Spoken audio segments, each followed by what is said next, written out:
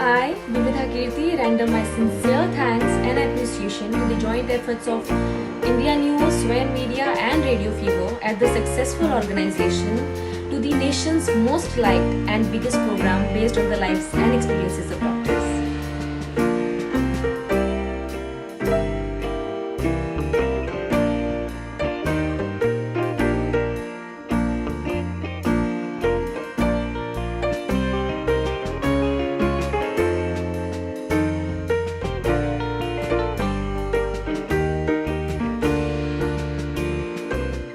नमस्कार, जय हिंद, आदाब दोस्तों। मैं हूं हुसैन आपके साथ और शो है डॉक्टर 90.4। और आज के इस कार्यक्रम में मैं आपको मुलाकात कराने वाला हूं एक ऐसे डॉक्टर से जिसका नाम आपने ज़रूर सुना होगा। अपने मेरठ शहर के बहुत ही मशहूर यूरोलॉजिस्ट हैं डॉक्टर शालीन शर्मा सर, जो कि यूरोलॉजिस्ट के साथ साथ ट्रांसप्लांट सर्जन भी हैं। दोस्तों, सर के बारे में सबसे पहले मैं आपको बता देता हूँ। सर ने अपना MBBS LLRM medical college Meerut से किया। उसके बाद आगरा के सरोजिनी नायडू मेडिकल कॉलेज से सर ने सर्जरी में MS किया और साथ ही सर ने SMS जयपुर से MCH किया। तो आज सर से मैं बहुत सारी बातें करने वाला हूँ आज के शो पे। सर, सबसे पहले आपका बहुत बहुत स्वागत है स्टूडियो में। Thank you ji sir, first of all मैं चाहूँगा कि आप सभी जो श्रोता इस वक्त हमें सुन रहे हैं और देख रहे हैं उनको बताएं कि मेरठ में जो आपका एक्सपीरियंस है सर, वो कैसा रहा है अभी तक?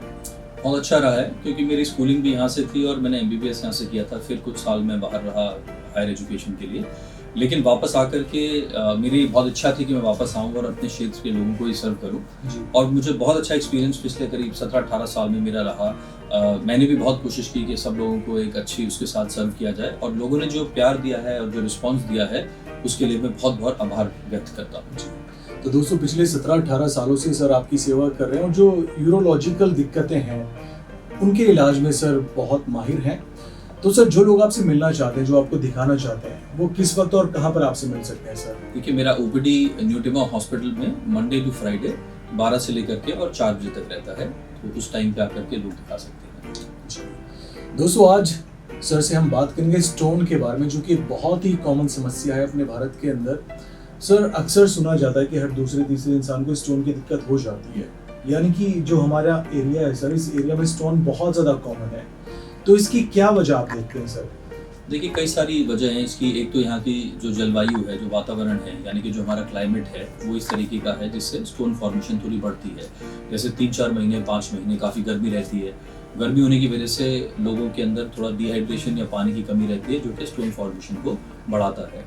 दूसरा, हमारा जो यहाँ का जो खान पीन है थोड़ा सा, और जो पानी है उसकी भी जो है इस तरह की क्वालिटी है कि स्टोन फॉर्मेशन बढ़ाती है। और स्टोन फॉर्मेशन में कहीं ना कहीं थोड़ा बहुत रोल जेनेटिक भी रहता है, तो वो भी एक तरह से स्टोन फॉर्मेशन की वजह है इस एरिया में। सर, स्टोन का जो मतलब होता है आमतौर पर वो पत्थर होता है सर जी, लेकिन ये जो स्टोन होता है सर, इसके बारे में मैं थोड़ा सा और जानना चाहूँगा विस्तार से कि स्टोन इंसान के शरीर के अंदर या फिर किडनी के अंदर सर कैसे बनता है सर? देखिए, हमारे यूरिन के अंदर कुछ नॉर्मल क्रिस्टल्स या मिनरल्स होते ही होते हैं। जैसे कैल्शियम होता है, ऑक्जेलेट्स होते हैं, फॉस्फेट्स होते हैं, यूरेट होता है, सिस्टीन होता है, इस तरीके की। प्लस कुछ ऐसी चीज़ें होती है जो कि नॉर्मली नहीं मिलती पर कुछ बीमारियों में आती है, जैसे सिस्टीन है या इन्फेक्शन में स्ट्रोवाइट वगैरह आते हैं। तो स्टोन जो बनता है हमारा, वो या तो इन्हीं चीज़ों से बनता है जो नॉर्मली प्रेजेंट है यूरिन में, जैसे calcium, oxalate, urate, uric acid, या फिर कुछ जो बीमारियों में बढ़ जाता है जैसे डाइहाइड्रोक्सीएडेनाइन है या सिस्टीन है, इन चीज़ों से। तो दोस्तों, आपने जाना कि किस तरह से जो स्टोन है वो इंसान के शरीर के अंदर बनता है, पैदा होता है। सर, अगर बात की जाए सिम्टम्स की, लक्षण की, क्योंकि आमतौर पर इंसान को पता नहीं होता कि उनको स्टोन है या फिर नहीं है, तो क्या क्या सिम्टम्स इंसान के शरीर के अंदर होते हैं जिनसे वो अंदाज़ा लगा सकते हैं कि उनको स्टोन की दिक्कत है सर? देखिए, सबसे कॉमन तो पेन है। ज़्यादातर 90% लोगों को जो है जिनको स्टोन होता है उनको पेन होता है।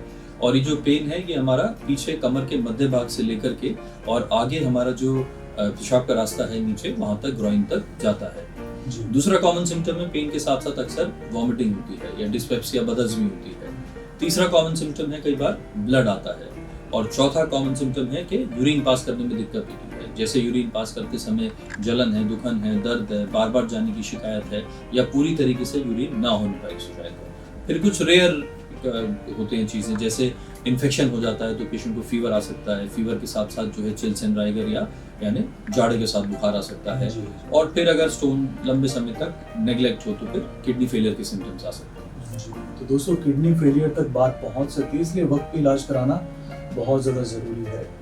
Hi, I'm Jazz Sodi. My sincere thanks and appreciations to the joint effort of India News Swam Media and the Radio Fever at the successful organization of the nation's most liked and biggest program based on the lives and experience of doctors. Hi, मैं jazz सोडी स्वयं media India news के साथ साथ radio fever को doctors के जीवन पर आधारित देश के सबसे बड़े मेडिकल प्रोग्राम के लिए बहुत बहुत शुभकामनाएं और धन्यवाद देती हूँ। Hi, my heartfelt thanks and congratulations to the unique program Health Icons of UP and Uttarakhand, organized with so much enthusiasm and noble efforts by India News in association with Swayam Media. Sir अगर किसी इंसान के अंदर ये symptoms नजर आ रहे हैं जो कि आपने अभी बताए हैं, तो मेंशन किए हैं, तो ऐसे में सर क्या स्टेप फर्स्टली उनको लेना चाहिए सर? देखिए, सबसे पहला तो पानी थोड़ा अधिक मात्रा में पीना शुरू कर देना चाहिए। नॉर्मली अपने घर के आसपास से कोई भी पेन किलर जो है वो ले सकते हैं। इतना काम तो आदमी प्राइमरी ट्रीटमेंट तो जैसे अगर बहुत ही नज़दीक कोई डॉक्टर नहीं है तो इतना शुरू कर सकते हैं। दूसरा, फिर जो डॉक्टर है उनको दिखाना चाहिए, और डॉक्टर को दिखा करके फिर आपके डॉक्टर आपकी सिम्टम सिवियरिटी के हिसाब से या कितने दिन हुए लक्षण, उसके हिसाब से आपको कुछ टेस्ट एडवाइस करेंगे। नॉर्मली देखिए यूरिन एग्जामिनेशन और अल्ट्रासाउंड एडवाइस किया जाता है, और ज़्यादातर अगर छोटा स्टोन है या हमें सर्जरी के लिए नहीं जाना है तो ये दोनों इन्वेस्टिगेशंस काफ़ी रहते हैं। लेकिन अगर बात सर्जरी तक पहुँचती है तो उसके में या तो रंगीन एक्सरे या IVP या फिर CT स्कैन की आवश्यकता पड़ती है, यानी कुछ स्पेशल टेस्ट की ज़रूरत डॉक्टरी सलाह के बाद आप करा सकते हैं। सर जो दर्द आपने मेंशन किए थे जो कि होते हैं स्टोन में, ऐसे में सर कुछ लोग हैं जो हमारे लिसनर्स हैं, श्रोता हैं, खासकर जो ग्रामीण लोग हैं, वो किसी भी मेडिकल स्टोर पे जाते हैं, कोई दवाई ले लेते हैं, पेन किलर, थोड़े वक्त के लिए इनको आराम मिल जाता है सर। तो इस विषय पे सर आप क्या कहना चाहेंगे, जो दवाइयाँ लेते हैं टाइम की दर्द से छुटकारा पाने के लिए? जहाँ तक हो सके आप डॉक्टर को दिखा करके और तभी दवाई लें, पर कई ग्रामीण क्षेत्रों में डॉक्टर उपलब्ध नहीं होते, और मान लीजिए रात में पेन हुआ तो वो शायद अगले दिन सुबह तक नहीं जा सकते। तो ऐसी स्थिति में जो नॉर्मल पेन किलर्स हैं वो आप ले सकते हैं। पर यहाँ एक वर्ड ऑफ कॉशन जरूर रहेगा कि जो पेशेंट्स गुर्दे की बीमारी से पीड़ित हैं, यानी जिनके किडनी फंक्शन ऑल्टर्ड है, जैसे अगर आपका यूरिया क्रिएटिनिन बढ़ा हुआ है या कुछ डायबिटिक या हाइपरटेंसिव हैं आप बहुत टाइम से, या नेफ्रोपैथी है, तो ये जो कॉमन पेन किलर्स हैं ये नुकसान पहुंचा सकते हैं, तो ये बिना उचित डॉक्टरी सलाह के नहीं लेनी चाहिए। तो दोस्तों आपको खुद से डॉक्टर नहीं बनना है, बल्कि डॉक्टर की सलाह के बाद ही आपको कोई भी दवाई लेनी है, यही सर ने आपको मैसेज दिया है। सर वापस स्टोन पे आते हैं हम। अभी आपने लक्षण भी बताया और आपने ये भी बताया कि क्या क्या जांचें होती हैं, क्या क्या टेस्ट होते हैं। अब बात करते हैं कॉम्प्लिकेशंस की। एक आम इंसान को जिसको स्टोन है सर, उसको क्या क्या दिक्कतें हो सकती हैं अपनी जिंदगी में सर? हाँ जी, देखिए पेन, फीवर, वॉमिटिंग, यूरिन में ब्लड आना, ये तो है ही जो कॉमन होती है। लेकिन कई बार लोग स्टोन को नेग्लेक्ट करते हैं, जैसे उन्होंने स्टोन या तो डायग्नोस ही नहीं कराया, अल्ट्रासाउंड या एक्सरे ही नहीं कराया, या फिर एक बार पता लग गया उसके बाद भी दवाई ले रहे हैं। देखिए छोटे स्टोन्स में कुछ टाइम तक दवा लेकर के वेट करना तो ठीक है, उचित है। लेकिन आपके बड़ा स्टोन है या इवन छोटा स्टोन है, लेकिन आपके सिम्टम्स को काफी टाइम 4, 6, 8 हफ्ते या 2-3 महीने हो गए, तो कुछ लोग टेस्ट ही नहीं कराते या दवाइयाँ लेते रहते हैं। कुछ लोग ऐसी दवाइयाँ लेते हैं जिनका रिस्पॉन्स या जिनका वो बहुत ज़्यादा। देखिए सबसे कॉमन कॉम्प्लिकेशन यही है कि अगर कोई बड़ा स्टोन आपके यूरिन के नली के अंदर यानी यूरेटर में रास्ते में फंसा हुआ है, और अगर हम उचित टाइम से उसका इलाज नहीं कराते हैं तो वो धीरे धीरे करके किडनी को डैमेज करता है। क्योंकि किडनी का फंक्शन ऐसा है कि उसमें यूरिन बनते रहना चाहिए और निकलते रहना चाहिए। यदि कोई स्टोन ऑब्स्ट्रक्शन पैदा कर रहा है तो वो रुकावट पैदा करता है। रुकावट लंबे समय रहने पर किडनी डैमेज होनी शुरू हो जाती है, तो किडनी डैमेज ये कॉम्प्लिकेशन है। दूसरा, कई बार रुके हुए यूरिन में, जैसे हम देखते हैं कि जो नदी का पानी है वो हमेशा साफ रहता है और रुका हुआ पानी गंदा हो सकता है, सड़ सकता है। ऐसे ही जब यूरिन रुकना शुरू हो जाता है तो कई बार इन्फेक्ट हो जाता है। इन्फेक्शन के साथ जैसे फीवर आ रहा है, जाड़े के साथ बुखार आ रहा है, तो इसका मतलब आपकी किडनी के डैमेज होने के चांसेस और ज़्यादा बढ़ जाएंगे। तो किडनी डैमेज जो है वो स्टोन का एक मतलब अगर नेग्लेक्टेड स्टोन है तो उसका एक नोन और कॉमन कॉम्प्लिकेशन है। उसके बाद फिर कुछ पथरी के लंबे समय रहने से उससे कुछ और दिक्कत परेशानियां जैसे ब्लड प्रेशर इत्यादि भी पैदा हो सकती हैं। तो दोस्तों ये कॉम्प्लिकेशंस हैं, ये दिक्कतें हैं जो कि आम इंसान को हो सकती हैं स्टोन के होने से। तो वक्त पे आपको अपना इलाज कराना है। और स्टोन को अपनी किडनी से, अपने शरीर से बाहर निकलवाना है। सो जब स्टोन की बात की जाती है तो अक्सर बात ऑपरेशन की होती है। लोग कहते हैं कि भाई ऑपरेशन करवा के स्टोन निकल सकती है या फिर उसके बाद ही आराम मिल सकता है, लेकिन यहाँ पर मैं आपसे जानना चाहूँगा सर, क्या बिना ऑपरेशन के भी स्टोन का इलाज पॉसिबल है? हाँ जी बिल्कुल। देखिए 5-6 mm तक के ऑलमोस्ट 70-80% स्टोन्स अपने आप निकल जाते हैं, क्योंकि किडनी जो हमारा रास्ता होता है यूरिन का वो इतना बड़ा है कि 5-6 mm तक के स्टोन्स को वो निकाल सकता है। प्लस अगर हम पानी खूब पिए और यूरिन का प्रेशर या फ्लो अच्छा रहे तो स्टोन्स अपने आप से स्वाभाविक रूप से निकल सकते हैं। इससे बड़े स्टोन्स अगर हम 7 या 8 पे आ जाएं देखिए तो कुछ पेशेंट्स के वो भी निकलते हैं, लेकिन उनकी संभावना कम रहती है, शायद 20 या 30% रहती है। और अगर हम एक बार 9-10 mm या उससे बड़े स्टोन साइज पे चले जाएं तो उनका निकलना लगभग नामुमकिन होता है, या 10 mm से ऊपर के स्टोन के लिए अक्सर ऑपरेशन की ही आवश्यकता पड़ती है। सर ये तो बात हो गई ऑपरेशन की, अब बात करेंगे ट्रीटमेंट ऑप्शंस की, क्योंकि आज के वक्त में जो मेडिकल युग है सर बहुत आगे बढ़ चुका है। तो क्या क्या ऑप्शंस हैं सर आपके पास जिनके जरिए से आप इलाज करते हैं स्टोन का? हाँ जी, देखिए इसको जानने के लिए समझना जरूरी है कि हमारे यूरिनरी ट्रैक्ट में एक किडनी होती है, उससे नीचे एक यूरेटर या पेशाब का रास्ता आता है और नीचे ब्लैडर या हमारी थैली होती है जिसमें यूरिन स्टोर होता है। तो हमारे ज्यादातर स्टोन्स जो कि हमने अभी बताया कि जो 8-9 mm से बड़े हैं, अगर वो ब्लैडर में या यूरेटर में है तो वो प्राय यूरिन का जो नॉर्मल पैसेज है उसी से जाकर के दूरबीन से निकल जाते हैं, निकाल दिए जाते हैं। उससे ऊपर स्टोन है जैसे किडनी में है या अपर यूरेटर में है, तो उनके लिए एक तरीका हमारे पास यही रहता है जिसको हम RRS बोलते हैं। उसमें हम यूरिन के पैसेज से ही दूरबीन डाल करके उन स्टोन्स को निकाल देते हैं। नहीं तो एक दूसरा तरीका रहता है हमारे पास, RRS में स्टोन साइज का लिमिटेशन होता है करीब मान लीजिए 10 mm 15 mm तक का।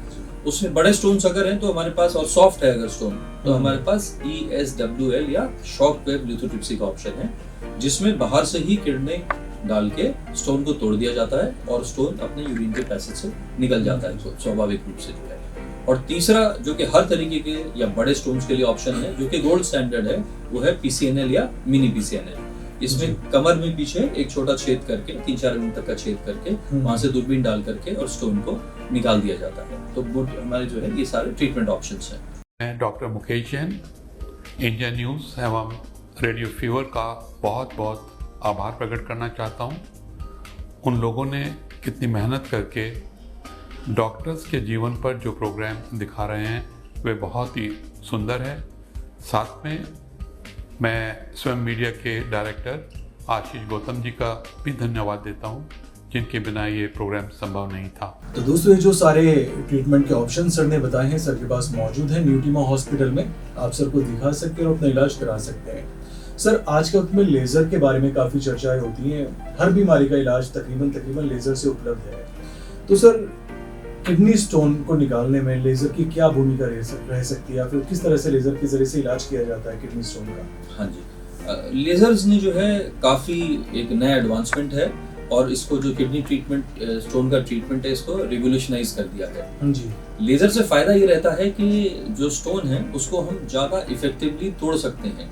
या जैसे पहले हम स्टोन तोड़ा करते थे तो उसके छोटे छोटे पार्टिकल्स होते थे जैसे 2 mm 3 mm के, और उन सबको निकालना पड़ता था। लेजर से ये फायदा हुआ कि जो स्टोन्स हैं उनको हम ऑलमोस्ट डस्ट कर सकते हैं, यानी कि तोड़ने की जो हमारी एफिशिएंसी है वो बहुत बढ़ गई है और कम टाइम में बड़े से बड़े स्टोन्स जो है तोड़े जा सकते हैं और उनको बिल्कुल डस्ट किया जा सकता है, जिससे स्टोन रह जाने की संभावना या छोटे पार्टिकल रह जाने की संभावना जो है वो कम हो जाती है। प्लस लेजर फाइबर इतना बारीक होता है कि हम उसको ऊपर किडनी तक, किसी भी पार्ट तक ले जा सकते हैं, स्टोन फ्रेगमेंटेशन में यूज कर सकते हैं। तो लेजर्स ने स्टोन के ट्रीटमेंट को आसान बना दिया हमारे लिए भी और मरीज के लिए भी। दर्द कम है, रक्तस्राव कम है, हॉस्पिटलाइजेशन कम है, छुट्टी जल्दी है। जी। तो सर कितना वक्त लगता है आमतौर पर जब लेजर आप करते हैं एक मरीज को रिकवर करने में सर? देखिए जो ब्लैडर स्टोन्स या पेशाब की थैली के या यूरेटर के स्टोन्स होते हैं उसमें तो प्राय हम सुबह करके शाम तक घर भेज देते हैं और पेशेंट अगले दिन से अपने काम पे जा सकता है। तो थोड़ा सा किडनी स्टोन्स के ऑपरेशन है या जो बड़े ऑपरेशन है उसमें भी हॉस्पिटलाइजेशन 1 से 2 दिन का और घर का रेस्ट ज्यादा से ज्यादा 4 से 5 दिन का है। तो मैक्सिमम से 5-6 दिन में, एक हफ्ते में आप अपने काम पर वापस जा सकते हैं और अपनी हर तरीके की एक्टिविटीज, फिजिकल, ऑफिस वर्क या स्कूल सब कर सकते हैं। यानी कि जो अपनी जिंदगी है वो आसानी के साथ आप बिता सकते हैं लेजर के जरिए से स्टोन का इलाज कराने के बाद। और ये इलाज न्यूटीमा हॉस्पिटल में सर बहुत ही आसानी से करते हैं। अगर आप भी सर से मिलना चाहते हैं, दिखाना चाहते हैं, तो न्यू टीमा हॉस्पिटल में सर से आप मिल सकते हैं। सर एक बार फिर से बैठने का वक्त आप सभी लिसनर्स को बताएं, किस टाइम आप बैठते हैं सर? हाँ, न्यू टिमा हॉस्पिटल में ओपीडी नंबर 11 फर्स्ट बेसमेंट में 12 से लेकर के 4 बजे तक मंडे टू फ्राइडे ओपीडी मेरा रहता है और वहाँ हम सभी तरह के पेशेंट्स का कंसल्टेशन करते हैं। जी सर, आपने बहुत सारी बातें आज स्टोन के बारे में बताई हैं, लेज़र का तरीका भी आपने बताया और साथ ही आपने ये भी बताया कि बिना ऑपरेशन के भी स्टोन निकाला जा सकता है। अब मैं चाहूँगा कि कुछ ऐसे टिप्स आप दें लोगों को, एक ऐसा मैसेज आप दें लोगों को ताकि स्टोन हो ही ना सर उनको और किडनी जो है एकदम सही सलामत रहे, हेल्दी रहे सर। बिल्कुल, देखिए सबसे ज़रूरी है कि आप पानी खूब पिए। एक नॉर्मल आदमी को अगर आप इस तरह के ऑफिस के वातावरण में रहते हैं या एयर कंडीशन में रहते हैं तो देखिए फिर आपका 2 से 3 लीटर का पानी जो है वो सफिशिएंट रहता है। लेकिन आपका काम ऐसा है कि आप मान लीजिए खेतों में काम करते हैं, काफ़ी पसीना आता है, आपका जो वाटर लॉस है वो काफ़ी ज़्यादा है, तो कोशिश करिए कि इसको आप 3 से 4 लीटर तक ले जाइए। या सर्दियों में आप 2-2.5 तक पानी पिए और उसके बाद आप 3-3.5 लीटर तक गर्मियों में आ जाएं। जो नंबर 1। नंबर 2, जो पथरी के मरीज हैं, जो कि नॉन पेशेंट हैं, जिनको पहले पथरी हो चुकी है, जिनको सिम्टम्स रह चुके हैं, जिनके ऑपरेशन हो चुके हैं, उनको कुछ खाने पीने का परहेज रखना चाहिए।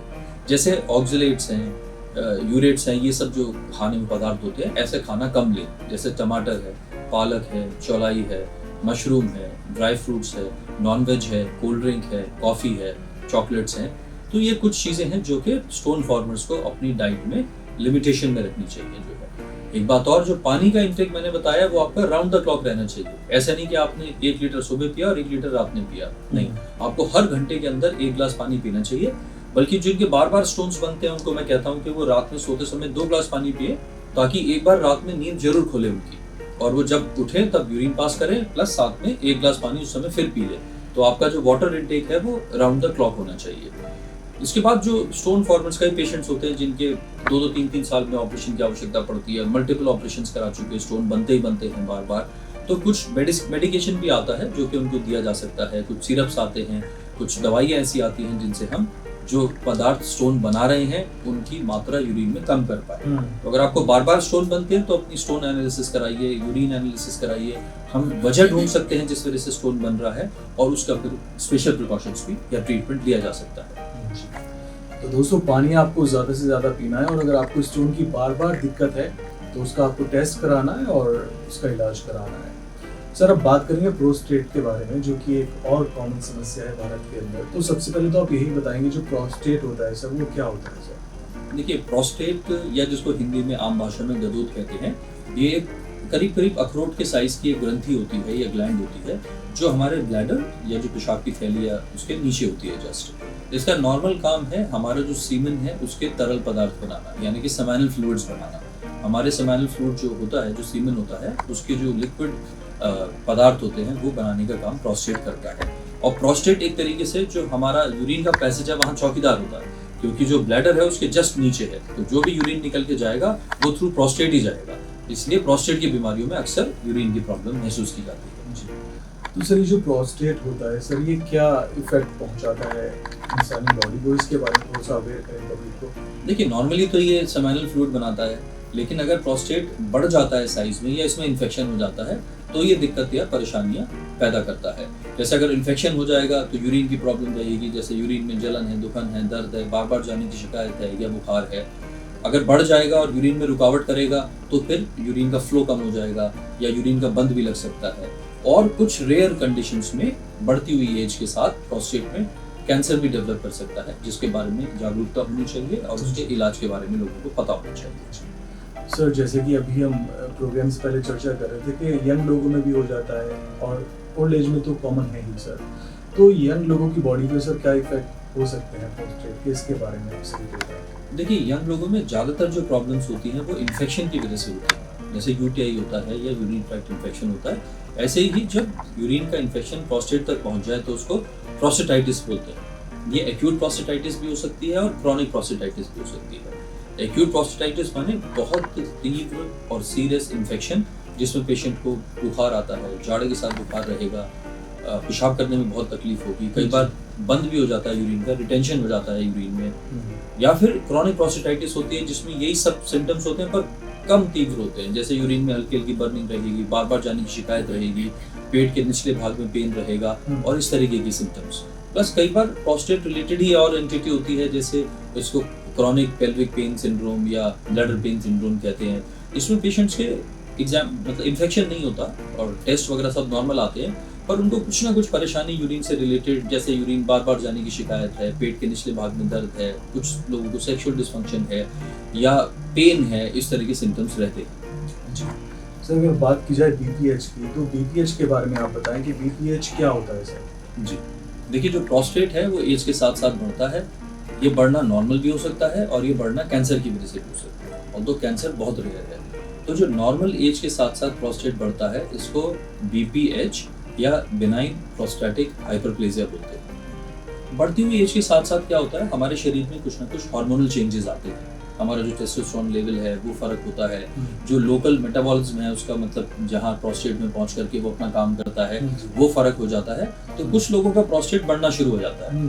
प्रोस्टेट का नॉर्मल वेट 16, 17, 18 ग्राम होता है, लेकिन बीपीएच में प्रोस्टेट बढ़ के 40, 50, 100, 125 ग्राम ऐसे करके साइज में बढ़ जाता है।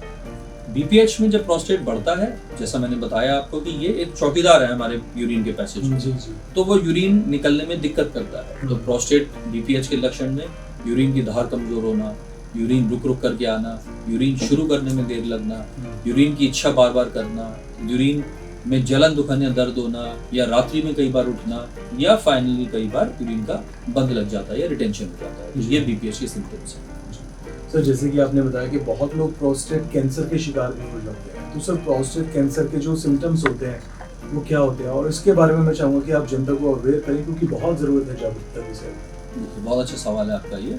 और प्रोस्टेट कैंसर मेल्स के कॉमनेस्ट कैंसर्स में आता है। देखिए, मेल्स में लंग कैंसर और प्रोस्टेट कैंसर जो है वो काफ़ी कॉमन होते हैं। जो हम अपने ओपीडी में जो भी मेल्स में कैंसर्स देखते हैं उसमें प्रोस्टेट का नंबर काफ़ी ज़्यादा रहता है। अच्छा, सबसे बड़ी बात है कि इसके जो लक्षण है वो ऑलमोस्ट बीपीएच या नॉन कैंसरस बीमारी जैसी रहते हैं। तो आप केवल अपने लक्षण के हिसाब से प्रोस्टेट कैंसर नहीं सोच सकते कि होगा, और कई बार इसके लक्षण भी नहीं होते और कैंसर शरीर में बढ़ता रहता है। तो देखिए, सबसे ज़रूरी है जो आज इस प्रोग्राम के माध्यम से मैं सब लोगों को बताना चाहूँगा वो ये है कि 50 वर्ष से ऊपर आयु में हर आदमी का एक ब्लड टेस्ट होता है जिसको सीरम पीएसए या सीरम प्रोस्टेट स्पेसिफिक एंटीजन कहते हैं। उसको साल में एक बार कराना ही कराना चाहिए। बल्कि दर्शकों को मैं ये भी बताना चाहूँगा कि हमारे यहाँ न्यूटिवा हॉस्पिटल में महीने की 5 तारीख को और 22 तारीख को बिल्कुल निःशुल्क फ्री पीएसए कैंप होता है। इस जांच की जो कॉस्ट है वो करीब 600, 700, 800 रुपये तक रहती है, लेकिन हम अनलिमिटेड पेशेंट्स का जो भी हमारे यहाँ न्यूटिवा हॉस्पिटल में आता है 5 या 22 तारीख को और 50 वर्ष से ऊपर की आयु का है, हम उसका सीरम पीएसए टेस्ट बिल्कुल निःशुल्क करते हैं, क्योंकि ये एक टेस्ट है जो 50 साल से ऊपर हर व्यक्ति का साल में एक बार होना ही चाहिए। इस टेस्ट का ये फायदा है कि ये अगर कैंसर डेवलप होता है तो ये उसको उस स्टेज में डिटेक्ट कर लेता है जब पेशेंट का इलाज संपूर्ण रूप से हो सकता है, ये ट्रीटेबल है और बहुत अर्ली स्टेज में आ जाता है। प्रोस्टेट कैंसर के लक्षण इसी तरीके के होते हैं, तो अगर इस तरह के लक्षण है तो हम हर पेशेंट का पीएसए जरूर कराते हैं, और अगर पीएसए ज़्यादा आता है या कैंसर का सस्पेशन होता है तो फिर उसकी बायोप्सी होती है। जी सर, आपने बताया था कि किडनी स्टोन का जो इलाज है वो लेज़र के ज़रिए से हो सकता है, तो सर अब बात करेंगे प्रोस्टेट के इलाज के बारे में। क्या प्रोस्टेट का इलाज भी लेज़र के ज़रिए से आप करते हैं? हाँ जी बिल्कुल। प्रोस्टेट के इलाज में भी जो लेज़र्स हैं उन्होंने एक नई क्रांति ला दी है। 2 तरह के लेज़र आते हैं मेनली, हॉल-बीम लेज़र और थोरियम लेज़र। दोनों ही लेज़र बहुत अच्छे और बहुत इफेक्टिव हैं।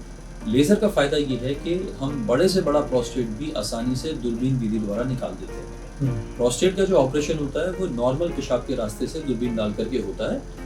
तो जो बड़ी नॉर्मली तो हम TURP करते हैं जिसमें नॉर्मल इलेक्ट्रिक करंट से प्रोस्टेट के छोटे छोटे टुकड़े करके उनको निकाल दिया जाता है। लेकिन यदि प्रोस्टेट साइज बड़ा है, जैसे 120 ग्राम, 130 ग्राम, 150 ग्राम, तो फिर TURP की कुछ रिस्क रहती है या पूरी तरीके से प्रोस्टेट नहीं निकाला जा सकता। ऐसे केसेस में लेज़र एक वरदान साबित हुआ है और बड़े से बड़े प्रोस्टेट हम निकाल सकते हैं। प्रोस्टेट से पेशेंट का हॉस्पिटलाइजेशन कम रहता है, लेज़र से ब्लीडिंग कम रहती है, बड़े से बड़े प्रोस्टेट निकाले जा सकते हैं और पेशेंट के लिए इलाज जो है बहुत ही सहज होता है। दोस्तों, ये सहज इलाज न्यूटिवा हॉस्पिटल में मौजूद है। अगर आपको प्रोस्टेट की दिक्कत है तो सर के पास आ सकते हैं और इलाज करा सकते हैं। सर, मैं चाहूँगा कि कुछ टिप्स आप सभी को दें ताकि ये दिक्कत हो ही ना उनको, और आपके पास नहाना पड़े, तो कुछ टिप्स हमारे श्रोताओं को आप दें। बिल्कुल जी, मैं भी ये चाहूँगा कि किसी को कभी अस्पताल का रास्ता ना देखना पड़े। देखिए, प्रोस्टेट के बचाव के लिए बहुत डायरेक्ट आपके खान पीन और उससे नहीं है। ऐसा नहीं है जैसे स्टोन में तो हमें पता है कि हम पानी खूब पिए, टमाटर, पालक, छोला ये सब ना खाएं तो स्टोन फॉर्मेशन कम हो सकती है।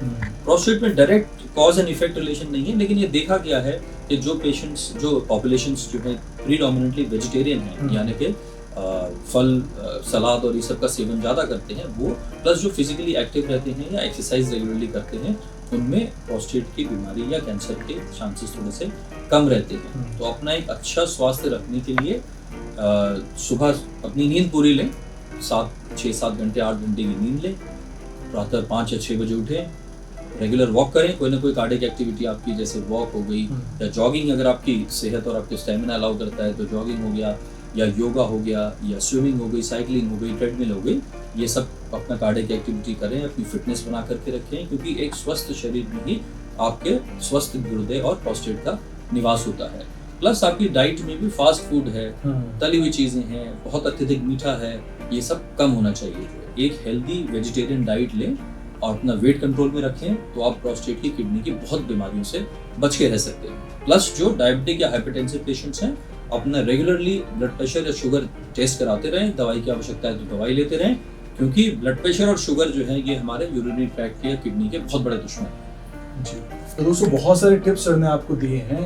अपने लाइफस्टाइल में आप हल्के फुल्के बदलाव करके इन बड़ी दिक्कतों से बचे रह सकते हैं। अपनी डाइट आपको ठीक करनी होगी और वर्कआउट आपको करना होगा, एक्सरसाइज आपको करना होगा, तो सारी दिक्कतों से आप बचे रह सकते हैं। सर बहुत बहुत शुक्रिया, वक्त निकाल के आप आए, आपका बहुत कीमती वक्त है, लेकिन इस बीच आप आए, हमारे श्रोताओं से मुखातिब हुए और इतने सारे मुद्दों पर आपने बात की, स्टोन और प्रोस्टेट के बारे में, इसलिए आपका बहुत बहुत शुक्रिया सर। आपका भी हुसैन जी बहुत बहुत शुक्रिया, और रेडियो IMT 90.4 का बहुत बहुत शुक्रिया कि मुझे ये मौका दिया कि मैं दर्शकों के साथ जो है इंटरेक्ट कर सकूं। जो है, धन्यवाद, थैंक यू।